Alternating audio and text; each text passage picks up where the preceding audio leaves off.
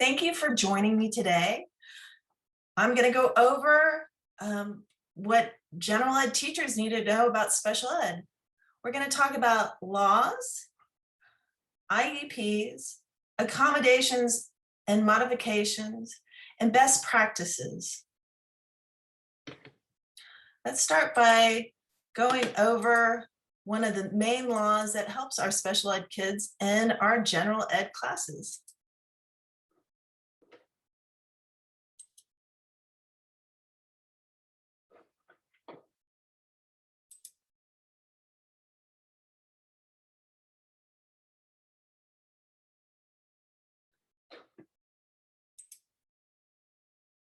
Have you ever had the experience of being the only person in a classroom who had trouble doing something or understanding a certain concept?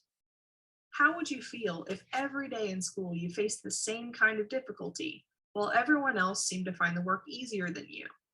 What kind of support and teaching would you need to keep trying? The Individuals with Disabilities Education Act, or IDEA, is a law that was passed to help and support students who face this situation every day. The current version of the law was passed in 2004, but it's based on a law that was first created in 1975, known as the Education for All Handicapped Children Act. It revolutionized the education of children with disabilities, which in 2001 was more than 6 million children. The IDEA requires that public schools provide specialized services to all children with disabilities from birth to age 21 for the purpose of granting equal access to education. A specific part of the law mandates public schools to create an individualized education program, or IEP, for each student who is found to have an eligible disability. An IEP is a document that is drawn up and agreed upon by teachers, parents, specialists, and, if possible, the student. The document describes the present achievement level of the student, then specifies goals for the school year, as well as any special support needed to achieve those goals. In other lessons, we'll discuss learning disabilities in more depth and how to use an IEP in the classroom. The focus of this lesson is the law itself. Let's visit Cornerstone Elementary to see an example of the IDEA in action. Meet Susie. Susie is a bright, energetic third grader who loves school. Susie has a hearing impairment. She's not deaf, but her hearing is poor enough that it affects her educational performance, as she has trouble hearing any of her teachers. Susie would qualify for special assistance under the IDEA. Her IEP would include information about her hearing impairment, such as the most recent hearing test results, and would also outline multiple goals and services agreed upon by her parents and teachers. Although Susie might meet with a specialist once or twice a week, most of her time would still be spent in the classroom with all of her fellow students. This is because another aspect of the IDEA is the requirement that a student with a disability be educated in the least restrictive environment possible, or LRE. In other words, a student like Susie who has a disability should have the opportunity to be educated with her non-disabled peers to the greatest extent possible. Susie should have the opportunity to interact with her peers and have the same access to educational experiences as everyone else. Susie may just need additional resources, such as visual aids, to optimize her learning. Individualized education programs and least restrictive environment are the two most well-known principles of the Individuals with Disabilities Education Act. However, there are four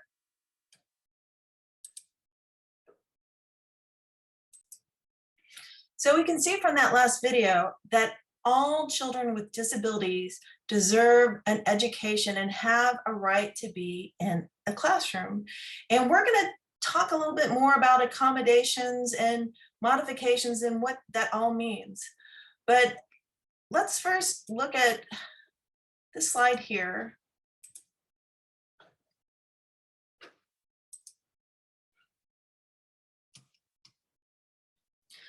And talk about equality versus equity.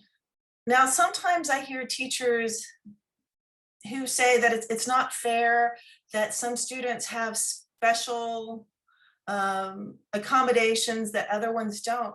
But the real thing is that because their brains are different or whatever is different, we're just looking to level the playing field so everybody can have equal access to an education. Just like you wouldn't think it was a big deal if somebody wore glasses so they could see better. That's just an accommodation that they need so that they can read the board or read a book. It's not a big deal. All of these things, accommodations are in place to make sure that these kids can have a fair chance to learn. And if their accommodations are working, no special education student should fail. And if they are failing, then an ARD committee meeting needs to be had. I mean, it needs to take place. If you see that one of the special education students are failing, then get in touch with their case manager and have a conversation.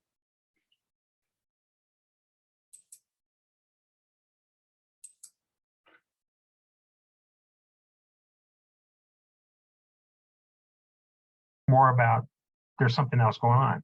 Mhm. Either way, the ARD committee has a responsibility to be monitoring the success or lack of a student.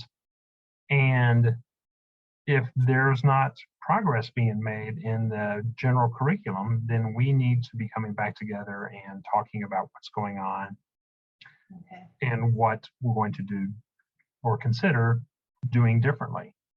Because if we don't do that stuff, if we don't come back together, it's just assumed that the student's going to get it. And if you have a student with a disability, then there's something preventing them from accessing the curriculum. And so it's on us to figure out what that difficulty is and providing intervention to help them. Right.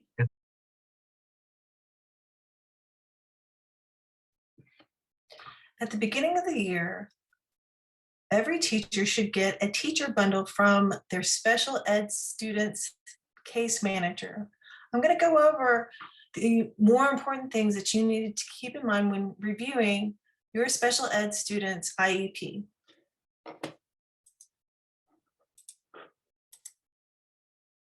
You look here, you can see the IEP or the individual education plan for a student at our school. On the first page, you can see what accommodations that she has. Now keep in mind, if you do not have an inclusion teacher in your classroom, you are responsible for meeting all of these children's accommodations. So on the first page, you can see what accommodations that the student has. On the second page or third page, you can see what kind of disability that the student has. And in this case, her primary disability is another health impairment, and her secondary disability is a learning disability. Specifically, in written expressions, basic reading skills, mathematic calculations. And on the fifth page, you can see who you need to contact. Who is this child's case manager? So if you see that you are in the classroom, you've met all the accommodations, and the student is not thriving in your class, this is who you need to contact to get on the same page to help out the student. And there's more information on this, including STAR, test information, which probably will not need to be reviewed until the end of the year when we do the STAR test. Here we have our measurable annual goals. This child happens to have one in language arts. So if you are the language arts teacher, this is something that you really need to be made aware of, because if you look here, right here, it says the implementer is the general ed teacher and the special ed teacher. So you need to know what your special ed students' goals are so that you can keep in mind or be mindful of these when you're teaching this student. This child has more than one language arts goals. The student also has study skills goals. So this is going to be a study skill goal that goes across every subject area that the student has.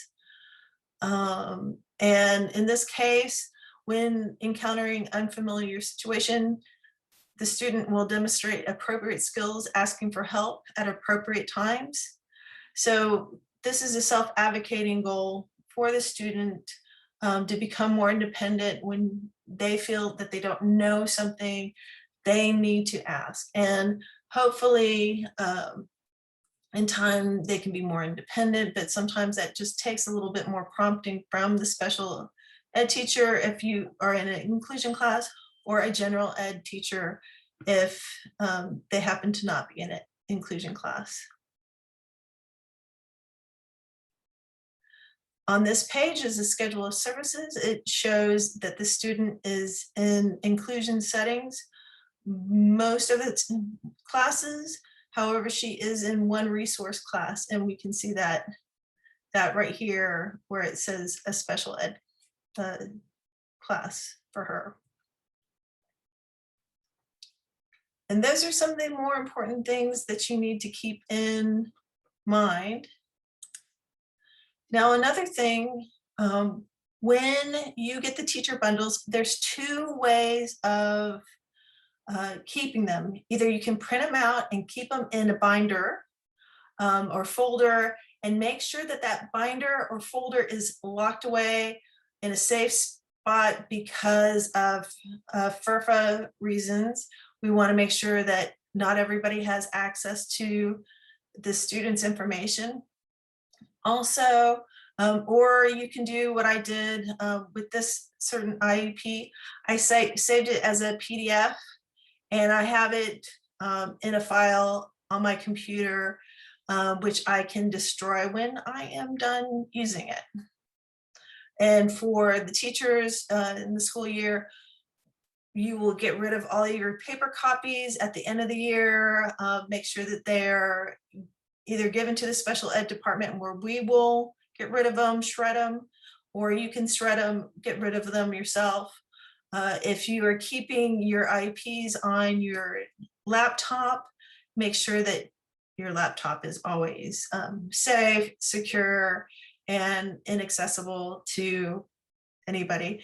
And I would, if I were you, I would save them with the last name and then the first name, so it's a little bit easier to find them, and keep them in a you know, however file system you have. Make sure that it's consistent and you know how to find it to access it. And that's all about the IEPs.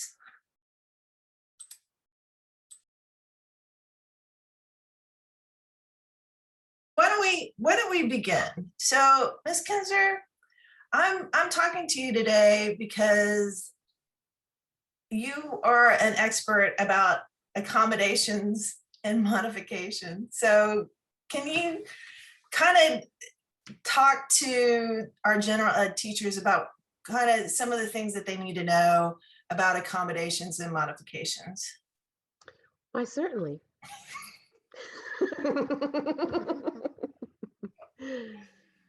Now this thing is in the wrong. I'm going to make it go away. There. Okay. What do general education teachers need to know about special education? Well, first of all, they need to know which students have a disability and who is on an individualized education plan, or IEP. And they should have, at the beginning of the school year, before classes start, they should have compiled all this information so that they're prepared as soon as school starts. And they have the disabilities of the students, the IEPs that provide them with the information of the students' accommodations, and if modifications are required. So once they know the student's disability, they also need to know who the case manager is, because that's their go-to person, and to ask questions about this student. And they need to know what accommodations to provide, what services is he or she receiving, have a basic understanding of the special education process. And that's one thing that most general education teachers do not have a clue about. Um, Nor do they really understand the basics of special education disabilities. And they put too high of unrealistic expectations on a student that is doomed to fail because they cannot meet those expectations because of their disability. Right. And you need to know your resources where who the resources are in the school. And there are a lot of resources like the speech therapist, um, the special education head of department, um, the different teachers, like there's a special education teacher that works primarily with math, and there's one that works primarily with science, and then there'll be ones that work primarily with language arts and humanities. So you wouldn't want to go to the science teacher and ask about math issues or language arts issues. So you Right. just need to have just a generalized knowledge, and perhaps the school could have a little handbook for the teachers, maybe a digital handbook that would give them all of this, like a quick go-to or how-to uh, information source. Oh, that would be a great idea. Something I could probably work on this summer. Yes, and I could help you with that. Terrific.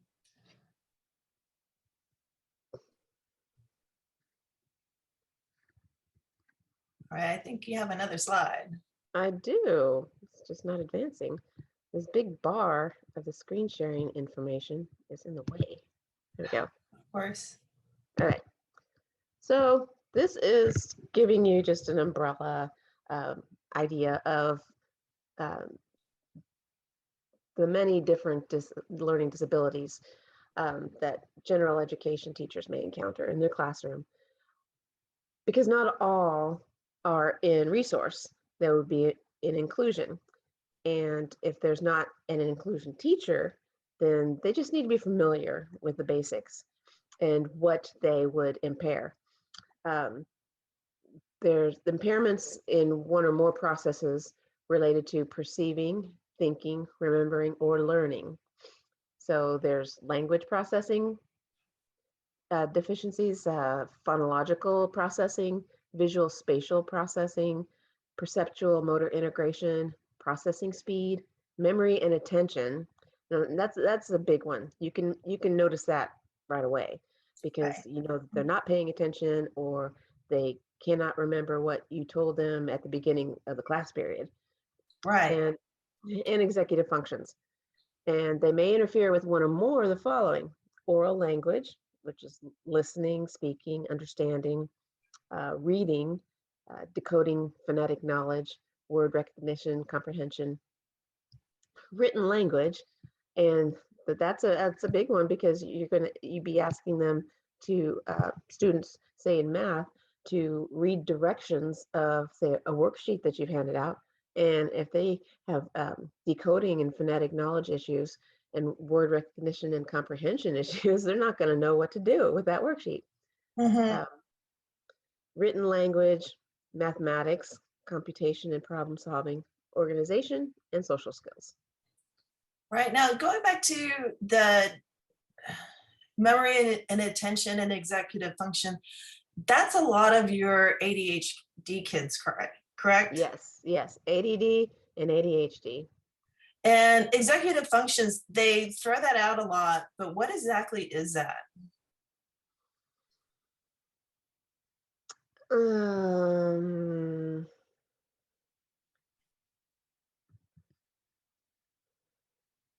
Let me, I threw that one out too. yeah, no, because I'm in terms of learning disabilities, I'm thinking of an example.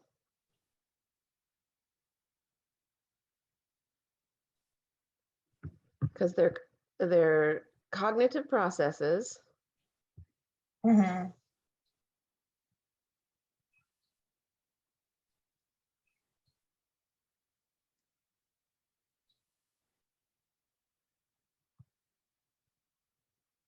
But Mm, that's like okay. more of your organizational skills. Well, Yes?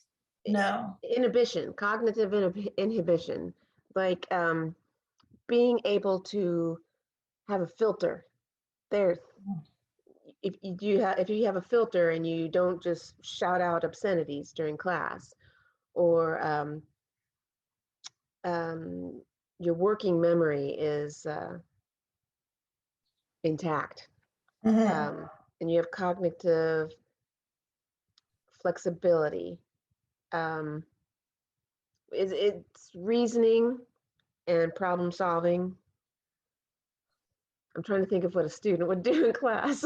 Well, I always the example that I've been hearing a lot this summer is when people tell ADHD people to just write your list, check it off, do those things, and then but then the really better advice for an ADHD person would be when you come home, keep your shoes on so you can finish the dishes. That they just don't they don't work the same way that someone who is neurotypical would do things. Right, and um, it's behavioral. Uh-huh. It's being Right. able to control your behavior, your executive, like the prefrontal cortex. Mhm. And you know that that is not necessarily well developed at this age to begin with. Mhm. But So they might have more problems sitting in their seats, remembering to bring their materials to class, mhm. those basic things. So I know some teachers or some students had a better time because they would forget to bring their notebooks. Some teachers allowed them to have a copy of the notebook in the class. So they Mhm, always mhm. had it in the class Right. because they absolutely, because of their brains, could Mhm. not keep up with that book or their notebook. Sometimes even their computers, which blows everybody's mind because we were all on computers last year, and we needed them for every class. But even that very basic, simple thing, kids were having problems with. Right. And it's cognitive control is impaired in autism Mhm. and definitely ADHD. Yeah, which a good number of our students are. We have a good Yes. number of autistic children and a good number of ADHD kids, or ADD. Yeah, not hyperactive, but definitely ADD. Yeah, and then they just have regular learning disabilities, and a lot of times they just all of those things go hand in hand with Mhm. one another. So going to accommodation and modification. Um, What are the difference between an accommodation and a modification? Well, an accommodation is something that allows the student to complete the same tasks, assignments and projects as their, wait, it went away. I did not do that. Okay. Oh, that's okay.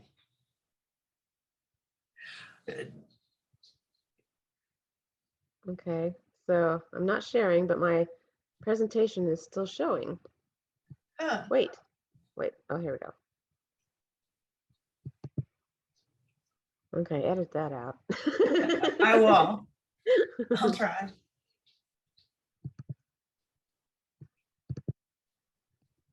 Does it not want to share? There we go. Yay. I can go back to what I was saying. Yeah. So, Accommodations are things that allow a student to do the same thing as his non-learning disabled peers, but with some variation, either in time, format, setting, or presentation, or a combination of all of those. The purpose of an accommodation is to provide a student with equal access to learning and an equal opportunity to show what he or she can do. I was going to include that one picture of the equity and equality or equal, and I was going to show that, but I thought maybe you'd be having that in your presentation already. oh yeah, yeah.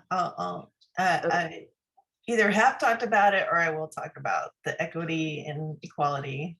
And then show And that picture. we're just, accommodations are just making everything not equal, but it's equitable. Equitable. Yeah. So And there's 4 basic categories. Variations in time, like giving a student extra time to complete a test or turn in homework. Variation of input, adapting the way the instruction is delivered. And that's kind of hard if you've got too big of a class, but you can do some one-on-one during class time in delivering the information.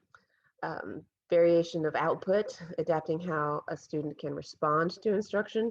Can they respond orally, respond in drawings, instead of writing out a bunch of answers and information. Maybe do a project to demonstrate that they don't understand. Variation in size, adapting the number of items a student is expected to complete. Say you have a math worksheet with 20 problems, you could cut it in half and say, do all of the evens or do all the odds. right.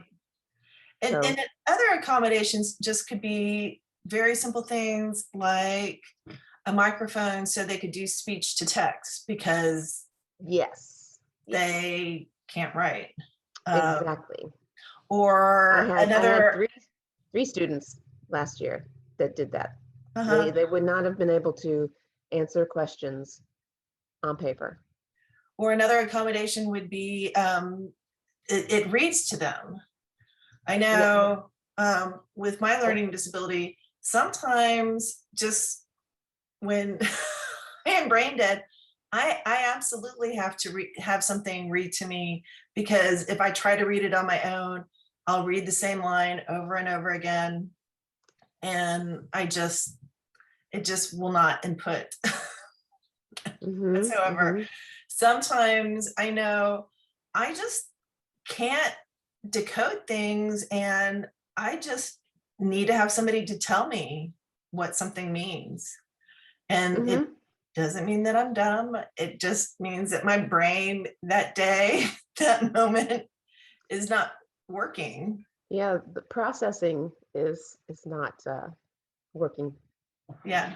So accommodations would be just things that help, like the little guy who's looking over the fence to watch the ball game. It's just a bigger box so that he can also see, he can also do the work that his peers, his neurotypical peers can do. Right. So that's he's getting more boxes or a bigger box, but that's not unfair because the others don't need it. That's right. They need either no box or a smaller box. Right. And I think that's sometimes where teachers get tripped up, because they think that it's not fair or these kids are getting special treatment. It's like, no, they're getting the treatment that they need. so that they can also do the work that their peers can do. That Yeah, bringing them- everybody leveling the playing field. leveling the playing field. And some people don't seem to like that, but I know. when but when you look at it as a goal, it's like the goal is that everybody is able to do the work, like everybody is able to get the basic amount of knowledge that is the goal. Mhm, Now, mhm. okay, so these are accommodation. What's the difference between that and a modification? Well, one thing we didn't mention is the Oh. provision of notes or outlines, because there are some students that don't tune in to what's important to write down, so they're not good at note taking. So a set of class notes is a big one that's easy for a teacher to do, because the teacher should have the notes of what they're presenting, their lesson plan. They should have notes that they could run copies off and give them to the students that would benefit from them. Right. And if you were going to provide these notes for everyone, because actually note taking is not something easy for our aged kids anyway, Yeah, but having the fill in the blank with the word bank, would that right. Exactly. something? That's a good thing to try to get them into the note taking habit Yeah. and see what's Mhm. what information is important. And the other thing that I like about doing the blank notes with the word banks is that when you give it to everyone, the special ed kids don't feel like they are Right. so different. Right. That Right. they're like everybody, and really that should be the goal, is that, well, what, I mean, if it can be done to make everybody feel like everybody gets help, because as an inclusion teacher, when I go into a classroom, I'm not just helping there's not my kids and Right. Yeah. your kids. It's like they're all my kids. Right. Yeah. See, same with me. I would go to every single kid in the class and say, "Do you have any questions? Are you doing okay?" Mhm. Things like that. And so I'm not singling out, the sped kids. No. And that That should never, is really happen. And the other thing is that there's some things that are necessary for special ed kids that are beneficial for general ed kids and right. English language learners. Well, oh yeah, if it is helpful to the special ed kid, it will be helpful inevitably to every kid. Right, right, If it's good for the special ed kid, it's good for every kid. right, So right. Absolutely, absolutely. All they right. can choose to listen or take advantage of the notes or not. Right. So modifications. Now modifications, they are they are different. In that there are changes in what the student is expected to learn based on their individual abilities. If a student can only read at a kindergarten or first grade level, you're going to modify the content and the assignments so that they can or come up with an alternate way, like you were mentioning before, the text to speech and speech to text type features on the Chromebook, because they will not be able to read the instructions. They won't be able to read the questions of a 7th grade level content core course. The vocabulary is beyond them, definitely beyond them. So unlike accommodations that do not change the instructional level, content, or performance criteria, modifications alter one or more of those elements on a given assignment. Modifications are changes in what its students are expected to learn based on their individual abilities. Some examples would be the use of alternate books, like a previous grade level book, like a 5th grade book for a 7th grade class, and pass no pass grading. So, you know, it's either pass fail. I don't know, fail is harsh, but pass no Right. pass. Reworded questions in simpler language, so you could rewrite the questions being asked in much simpler words, and daily feedback to a student. Yeah. And so, and especially like getting alternative books and rewording questions, that's like when we were all learning how to be teachers, scaffolding. And, Yeah. you know, I mean, I remember being taught that you could teach anything to anybody as long as you spiraled up and spiraled down. So, you know, getting to the, you know, when we're teaching science, getting to the nitty gritty and Right. talking to them on a real basic level, and then connecting those big science words with pictures, or going, when we're talking about photosynthesis, this is what this is really meaning, and Yes. connecting everything, connecting all the little different parts to it. When I was teaching science, I had a word wall, and the word wall had the word in English and the word in Spanish, and then it had a picture. So it it helped ELL students learn English, and it helped them understand what the word was, um, even that if when they probably didn't know it in their own language. You Right. know, it's a vocabulary word that they didn't learn in Spanish. So the picture would be right there to, you know, give them a visual. So Yeah, that was making it. That was connections. very helpful.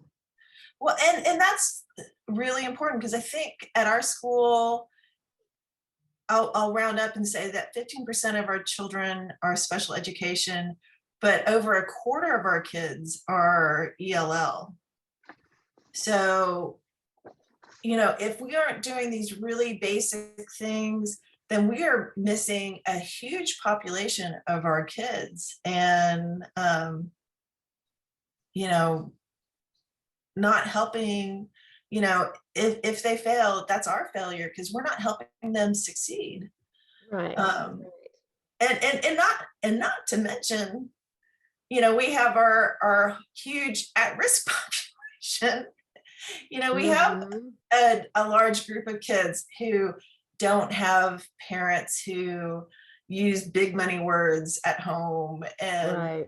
you know, they don't have those vocabulary. So, you know, what is helpful for these kids in addition are helpful for other kids, and all are going to benefit, right? Right. It's all about best practices, that Yes. if you get in the habit of doing basic things every day to make sure that your kids are getting, you know, basic understanding and being successful, then it's going to help everyone.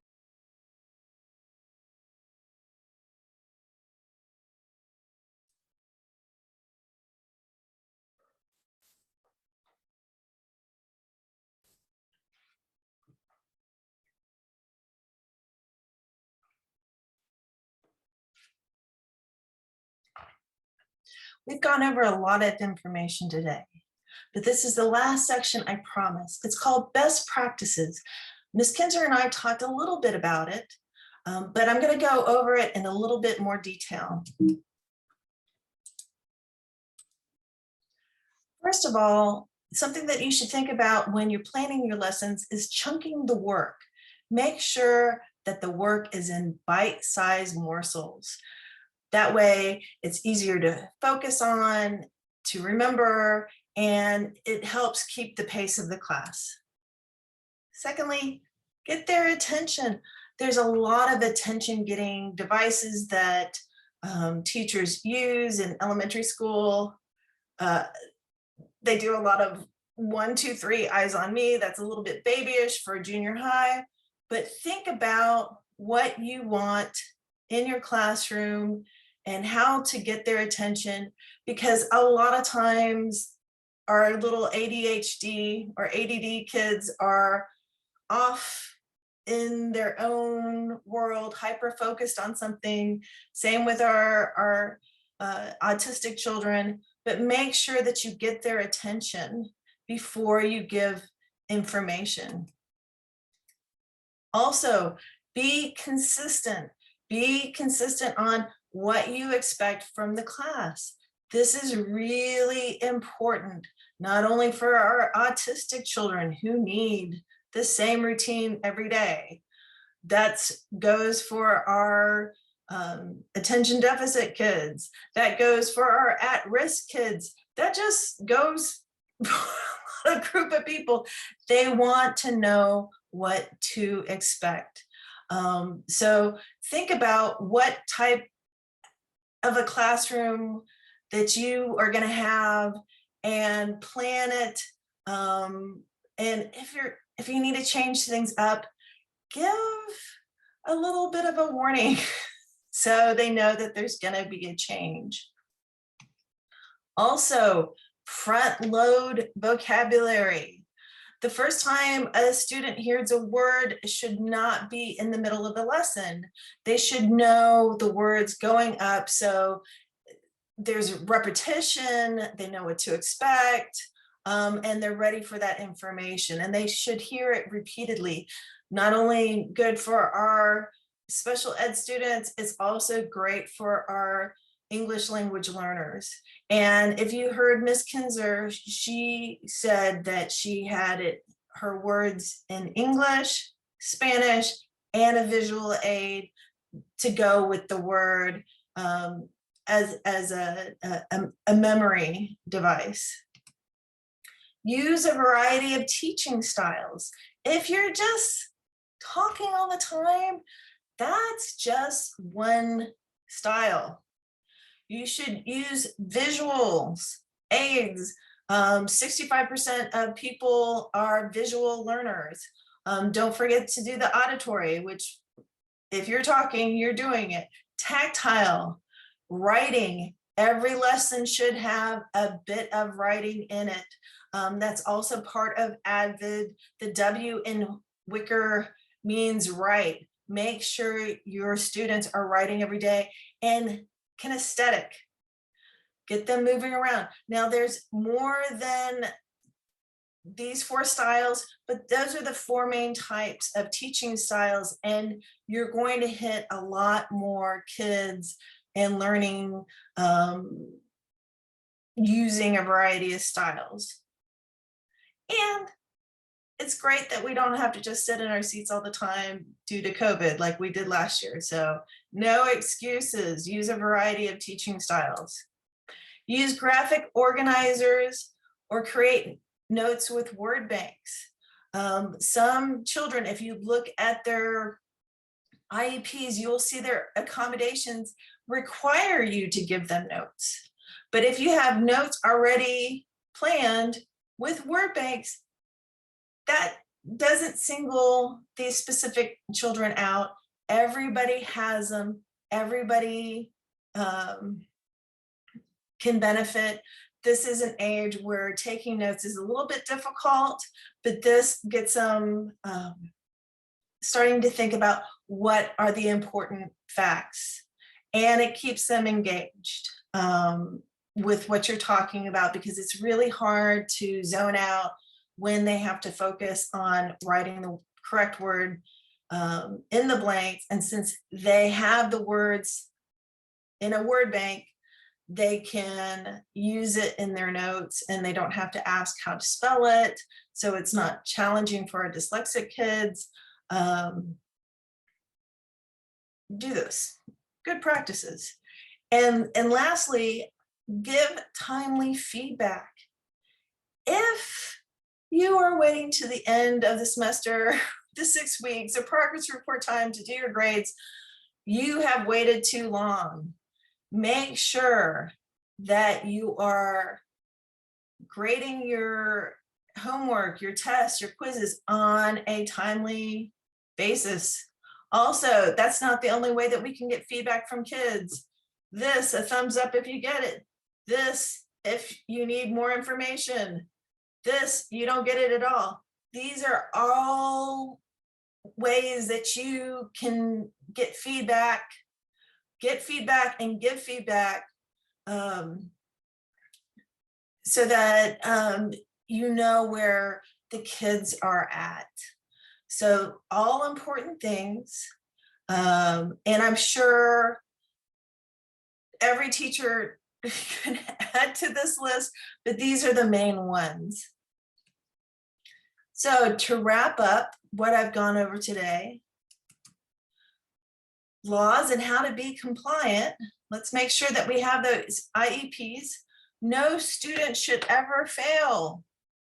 If a student is failing, it means that the accommodations are not working or the modifications are not working, and we need to call an ARD meeting and make some changes to help these students.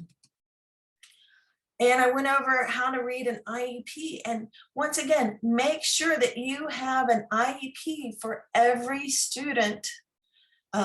Every special ed student, you should have an IEP. It should be printed out in a folder and locked up, or it should be saved as a PDF in a folder, organized in a way that makes sense to you. I would suggest having one folder and do it by last and first name, but you know your best way to organize for your life in your classroom. We also went over accommodations and modifications. This is important, especially if you don't have an inclusion specialist in your classroom, to modify the work for your students or to make sure that the accommodations are being met. And if you do have an inclusion teacher in your classroom working with you, make sure you are working with him or her. Because the first time that a work is given should not be the first time that your inclusion specialist sees it. They need time to make modifications to the work that you're giving to the students. And finally, I went over best practices. These are just general good practices to have in your classrooms that not only will help your special ed students, but your English language learners, your at-risk students, and your students in general. If you still need help, I went over a lot of information. You can contact one of the SPED team members. There's a handful of us. We're around, we're available, and we're all a pretty friendly group who want to help you and help our students. And thank you for giving me the time to go over this information with you. Have a great day.